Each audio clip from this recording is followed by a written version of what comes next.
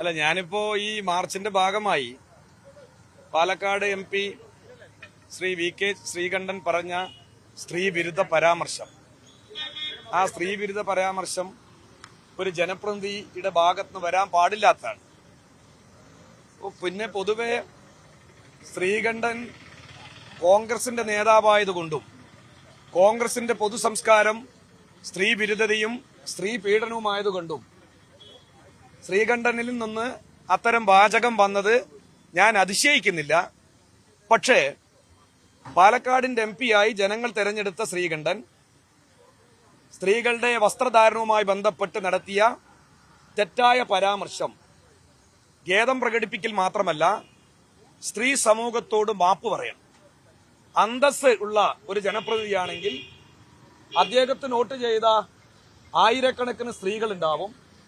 ആ സ്ത്രീകൾക്ക് വേണ്ടിയെങ്കിലും ഈ കേരളത്തിലെയും രാജ്യത്തിലെയും സ്ത്രീകളെ ബഹുമാനിക്കുകയാണെങ്കിൽ അദ്ദേഹം സ്ത്രീത്വത്തെ അപമാനിച്ചതിന് മാപ്പ് പറയുകയാണ് ശ്രീകണ്ഠൻ എടുക്കേണ്ട നിലപാട്.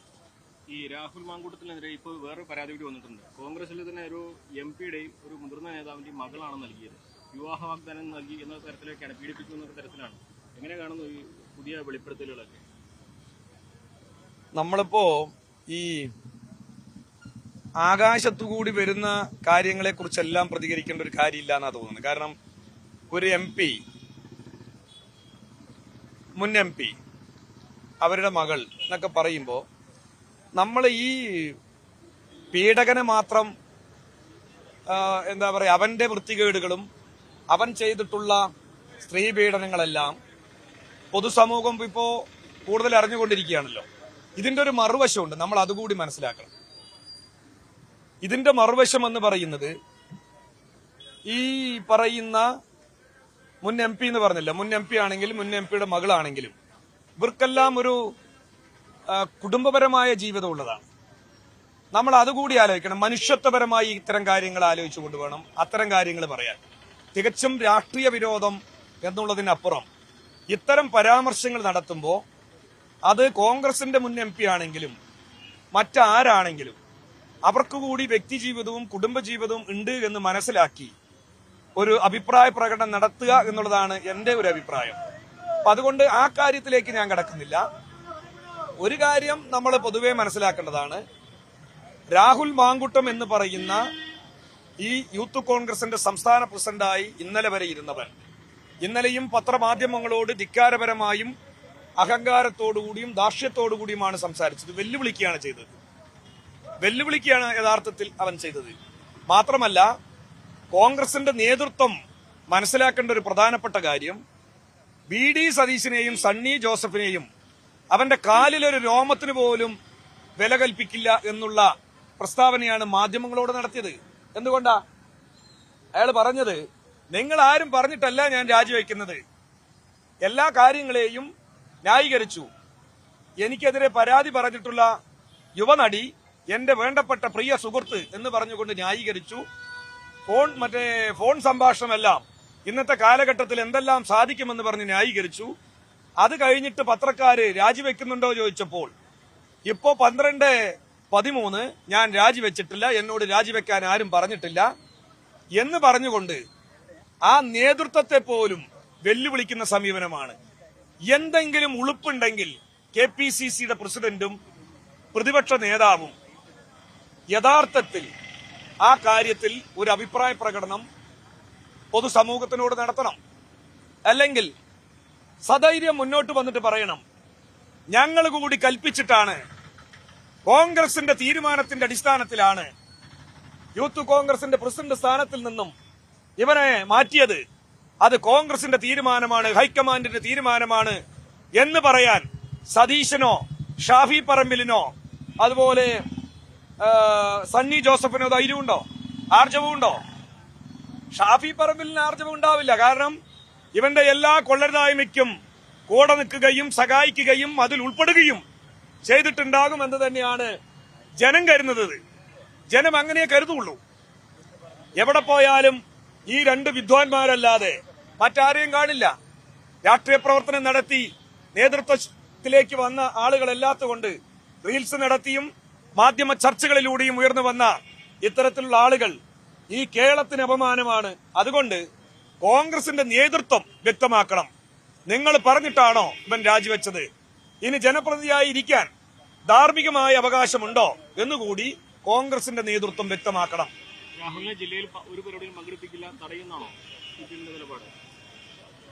അല്ല, ഞാൻ പറഞ്ഞത് ഒരു തീരുമാനമായിട്ടൊന്നും ഞാനിവിടെ പ്രഖ്യാപിച്ചിട്ടില്ല.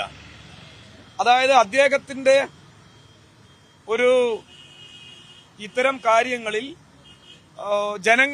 ജനങ്ങളുടെ ഒരു വികാരം ഉണ്ടല്ലോ. ഈ ജനവികാരം തെരഞ്ഞെടുക്കപ്പെട്ട ജനപ്രതിനിധി എന്ന നിലയ്ക്ക് അദ്ദേഹം നല്ലതുപോലെ തിരിച്ചറിയണം.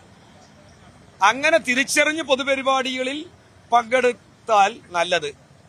അല്ലാത്ത പക്ഷം ഇത്തരം പൊതുപരിപാടികളിൽ ശക്തമായ പ്രതിഷേധങ്ങളും പ്രതികരണങ്ങളും വന്നാൽ ഞങ്ങൾ അതിന് ഉത്തരവാദികളല്ല എന്നേ പറഞ്ഞുള്ളൂ. ഇനിയിപ്പോ അയാളെ പൊതുപരിപാടികളിൽ പങ്കെടുക്കണോ പങ്കെടുപ്പിക്കണ്ടയോ എന്നെല്ലാം ഞങ്ങൾ ഉചിതമായ തീരുമാനം എടുക്കും. അതിനുശേഷം അത് പങ്കുവെക്കുന്നതായിരിക്കും നല്ലത്. എനിക്ക് തോന്നുന്നു അത് ഡിവൈഎഫ്ഐയുടെ അഭിപ്രായമാണ്. CPM-ന് ഇപ്പൊ അങ്ങനെ ഒരു അഭിപ്രായം ഞങ്ങൾ തീരുമാനിച്ചിട്ടില്ല. ഡിവൈഎഫ്ഐ തടയും പറഞ്ഞു കഴിഞ്ഞാൽ ഉറപ്പായിട്ടും തടയുമല്ലോ, അതിൽ യാതൊരുവിധ സംശയവും ഉണ്ടാവില്ല. സ്കൂളുമായി ബന്ധപ്പെട്ട് താങ്കൾ ഇന്നലെ RSS കാര്യാലയം റെയ്ഡ് ചെയ്യണമെന്ന് ആവശ്യപ്പെട്ടിരുന്നു. അത് ആവശ്യപ്പെട്ട് ഒരു ദിവസം കഴിഞ്ഞിരിക്കുന്നു. സംസ്ഥാനം ഭരിക്കുന്നത് CPM LDF ആണ്. പക്ഷെ ഇതുവരെ അത്തരത്തിലൊരു സമീപനം ഉണ്ടായിട്ടില്ല. പോലീസ് ആ കാര്യത്തിൽ അങ്ങനെ ഒരു സമീപനം ഞങ്ങൾ അന്വേഷിച്ചപ്പോഴും പോലീസ് അങ്ങനെ റെയ്ഡിൽ മുതിരുന്നതായി അറിയാൻ കഴിഞ്ഞില്ല. അത് റെയ്ഡ് ഒരു CPM-ന്റെ ജില്ലാ സെക്രട്ടറി ആവശ്യപ്പെട്ടിട്ടും അത്തരത്തിലൊരു സമീപനം ഉണ്ടാകുന്നില്ലേ പോലീസിന്റെ ഭാഗത്ത്? ഒരു കാര്യം കൂടി പോകട്ടെ, ഇതുവരെ പ്രതികളെ പിടിക്കാനും കഴിഞ്ഞിട്ടില്ല. ദിവസം പിന്നിട്ടില്ല. നിങ്ങൾ രണ്ടാളും ഒരു തെറ്റായ ചോദ്യമാണ് ചോദിച്ചത്. അതായത് ആദ്യത്തെ ചോദ്യം CPM-ന്റെ ജില്ലാ സെക്രട്ടറി കാര്യാലയം റെയ്ഡ് ചെയ്യണമെന്ന് പറഞ്ഞു. കേരളം ഭരിക്കുന്ന ഒരു പാർട്ടി അതിന്റെ ജില്ലാ സെക്രട്ടറി പറഞ്ഞിട്ട് ഇനിയും വൈകണോ, അല്ലെങ്കിൽ വൈകുന്നത് ശരിയാണോ എന്നാണ് ആദ്യത്തെ ചോദ്യം. ഒരു കാര്യം മിനിമം മനസ്സിലാക്കിയ എന്റെ പത്രസുഹൃത്തുക്കൾ, CPM-ന്റെ ജില്ലാ സെക്രട്ടറി CPM-ന്റെ മാത്രം ജില്ലാ സെക്രട്ടറിയാണ്. കേരള ഗവൺമെന്റിന്റെ കാര്യങ്ങൾ പറയാനും കേരള ഗവൺമെന്റിന്റെ കാര്യങ്ങൾ എങ്ങനെ പോകണമെന്ന് നിശ്ചയിക്കാനും യാതൊരു വിധത്തിലുള്ള അവകാശം ആർക്കില്ല? CPM-ന്റെ ജില്ലാ സെക്രട്ടറിക്കില്ല. അത്തരം കാര്യങ്ങളെല്ലാം കേരളത്തിലാകെ നിയന്ത്രിക്കാൻ, പോലീസ് സേനയെ നിയന്ത്രിക്കാൻ അതിന്റെ തലപ്പത്ത് ഒരു പോലീസ് ഉദ്യോഗസ്ഥനുണ്ട്. അദ്ദേഹത്തിന്റെ റാങ്കാണ് DGP. മനസ്സിലായില്ലേ? ഞങ്ങൾ അവരോടെല്ലാം ഈ ബോംബ് ഭീഷണിയുമായി ബന്ധപ്പെട്ട്, ബോംബ് സ്ഫോടനവുമായി ബന്ധപ്പെട്ട് RSSന്റെ പങ്കിനെ കുറിച്ച് അന്വേഷിക്കണമെന്ന് വളരെ കൃത്യമായി പറഞ്ഞിട്ടുണ്ട്. അത് പോലീസ് അന്വേഷിച്ചു വരികയാണ്. അങ്ങനെ പോലീസ് അന്വേഷിച്ചു വരുന്ന ഘട്ടത്തിൽ ഇപ്പൊ തന്നെ നിങ്ങൾ റെയ്ഡ് ചെയ്ത് കളയണം എന്ന് പറയുന്നതും അതൊക്കെ ഒരു ബാലിശമായ കാര്യമാണ്. ഭരിക്കുന്ന പാർട്ടിയുടെ ഒരു ജില്ലാ സെക്രട്ടറി എന്ന് പറഞ്ഞാൽ ഭരണ കാര്യങ്ങളിൽ ദൈനംദിനം ഇടപെടുന്ന ഒരു പാർട്ടി അല്ല ഞങ്ങൾ. ജനങ്ങൾക്ക് വേണ്ടിയിട്ടുള്ളതാണ് ഇടതുപക്ഷ ജനാധിപത്യ മുന്നണി സർക്കാർ, കേവലം CPM-ന് വേണ്ടി മാത്രമല്ല. അതുകൊണ്ട് CPM-ന്റെ നേതൃത്വത്തിൽ നടത്തുന്ന ഇടതുപക്ഷ ജനാധിപത്യ മുന്നണി ഭരണത്തിൽ ജനങ്ങളുടെ സ്വൈരജീവിതം ഉറപ്പുവരുത്തുക എന്ന നിലപാടുള്ള, നയമുള്ള ഈ മുന്നണിക്ക് വളരെ കൃത്യതയോടുകൂടി ഇത് അന്വേഷിക്കാനും കണ്ടുപിടിക്കാനും നല്ല ശേഷിയുണ്ട്. അല്ല, അത് ഞങ്ങള് ഇന്നലെ തന്നെ അതിന്റെ പരാതികളെല്ലാം ഓൺലൈൻ മുഖേന എത്തിച്ചിട്ടുണ്ട്. ഒന്ന്, ഇതിന്റെ ഇടയിൽ കൂടെ 24 ചാനലുകാരൻ ഒരു ചോദ്യം ചോദിച്ചു, മനസ്സിലായി, നമ്മുടെ ശ്രീജിത്ത്. അപ്പൊ ശ്രീജിത്ത് ഒരു ശരിയല്ലാത്ത ചോദ്യമാണ് ചോദിച്ചത്. കാരണം ബോംബ് നിർമ്മാണം നടത്തി ആ കോമ്പൗണ്ടിനകത്ത് ബോംബുകൾ കണ്ടുപിടിച്ചു. ഇത് ആരാണ് എന്ന് അന്വേഷണം നടത്തിക്കൊണ്ടിരിക്കുമ്പോൾ നമുക്ക് ഈ ആകാശത്തുനിന്ന് കണ്ടുപിടിക്കാൻ പറ്റില്ല പ്രതികളെ, പറ്റുമോ? അപ്പൊ അതുകൊണ്ട് വളരെ സമഗ്രമായ അന്വേഷണം നടത്തിക്കൊണ്ട് മാത്രമേ പിടിക്കാൻ പറ്റുള്ളൂ. നിങ്ങൾ എന്താണ് മറ്റേ സ്വാമി ഇല്ലേ, എന്ത് ഗോവിന്ദസ്വാമി ഫിസിക്കലായി ജയിലിൽ ചാടി, മണിക്കൂറിനകം ആര് പിടിച്ചു? പോലീസ് പിടിച്ചു. ഇത് നമ്മൾ ഇരുട്ടിത്തൊപ്പം പോലെയാ, മനസ്സിലാവണ്ട. അപ്പൊ അതിനൊരു സമഗ്രമായ അന്വേഷണം വേണം. സമഗ്രമായ അന്വേഷണത്തിലൂടെ ഇതിന്റെ നിർമ്മാണ പ്രവർത്തന നേതൃത്വം കൊടുത്ത ക്രിമിനൽ സംഘത്തെയും അതിൽ RSSന്റെ പങ്കിനെ കുറിച്ചും അതിലെ പ്രതികളെയെല്ലാം കണ്ടെത്താൻ സാധിക്കൂ. അതിനൊരു സമഗ്രമായ അന്വേഷണം വേണ്ടത്. ഇതിൽ ഈ RSSന്റെ നിയന്ത്രണത്തിലുള്ള സ്കൂളിൽ നിന്ന് ആണ് ഇത് സ്ഫോടക വസ്തുക്കൾ ലഭിക്കുന്നത്. സ്വാഭാവികമായിട്ട് അവരുടെ പങ്കിനെ കുറിച്ച് അന്വേഷിക്കണം, റെയ്ഡ് ചെയ്യണമെന്ന് പറഞ്ഞിരുന്നത്. വൈകുന്തോറും അതെല്ലാം അവിടെ നിന്ന് മാറ്റാനും നശിപ്പിക്കാനും ഒക്കെ ഉള്ള സാധ്യത കൂടുതലല്ലേ? അതായത് നമ്മൾ ഈ ജില്ലയിലെ പോലീസ് മേധാവിയോട് ഈ കാര്യങ്ങൾ ആവശ്യപ്പെട്ടിട്ടുണ്ട്. അപ്പോൾ അവരുടെ ഒരു പോലീസ് സേനയുടെ ഒരു നയം ഉണ്ടാകുമല്ലോ, ആ നയത്തിനനുസരിച്ച് അവർ ഈ കാര്യങ്ങളെല്ലാം ചെയ്യുമെന്നാണ്. ഒരിക്കലും നമ്മുടെ എല്ലാം ജീവനും സ്വത്തിനും സംരക്ഷണം തരേണ്ടവരാണ് പാലക്കാട് ജില്ലയിലെ പോലീസ് സേനയും. നമ്മളെക്കാൾ ജാഗ്രതയും നമ്മളെക്കാൾ സീരിയസ്നെസ്സും ആ കാര്യത്തിൽ പാലക്കാട് ജില്ലയുടെ പോലീസ് സേനയുടെ മേധാവിക്കും ഉണ്ടാകും എന്നുള്ളതാണ്. ആ കാര്യത്തിൽ നമ്മളിപ്പോ ഒരു ഏതെങ്കിലും തരത്തിൽ അതൊരു ചെറിയ പ്രശ്നമായി കാണേണ്ട കാര്യമില്ല. അതുകൊണ്ടാണ് ഞാനിവിടെ പ്രസംഗിക്കുമ്പോൾ ഒരു കാര്യം പറഞ്ഞു. ഈ കാര്യത്തിൽ നമ്മളുടെ ആരുടെയും ഉപദേശമോ സമ്മർദ്ദമോ ഇല്ലാതെ തന്നെ സ്കൂൾ കോമ്പൗണ്ടിനകത്ത് ഇത്തരം ബോംബുകൾ കണ്ടെത്തിയതിന്റെ ഭാഗമായി ഏറ്റവും മാരകമായ വകുപ്പിട്ടുകൊണ്ടാണ് കേസ് രജിസ്റ്റർ ചെയ്തിട്ടുള്ളത്.